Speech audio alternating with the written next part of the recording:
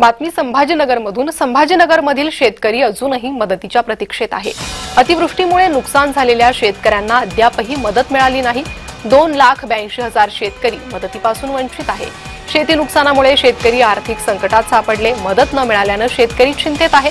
प्रशासनाने तातडीने मदत करण्याची मागणी शेतकरी करतात।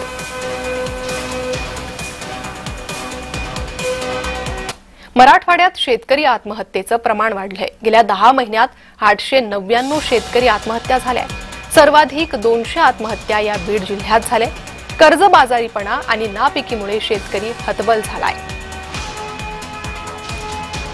तर 10 महिन्यातील 899 शेतकरी आत्महत्या चिंता उपस्थित करणारा हा आकडा आहे।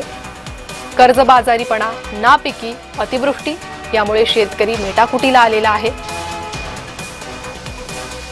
आसमानी आणि सुलतानी असे सर्व संकट शेतकऱ्यावर येऊन कोसळतात आणि त्यानंतर चिंतातूर झालेला शेतकरी टोकाचं पाऊल उचलतो। त्यामुळे शेतकरी आत्महत्या हा मुद्दा ऐरणीवर। तर मराठवाड्यात 10 महिन्यात 899 शेतकरी आत्महत्या झाल्या। बीड जिल्ह्यात 200 आत्महत्या झाल्या। संभाजीनगरमध्ये 171 आत्महत्या झाल्या। नांदेडमध्ये 145 शेतकऱ्यांनी जीवन संपवलंय। धाराशिवमध्ये 115 शेतकऱ्यांनी टोकाचं पाऊल उचलत आत्महत्या केल्या। परभणीत 90 शेतकरी, लातूरमध्ये 67,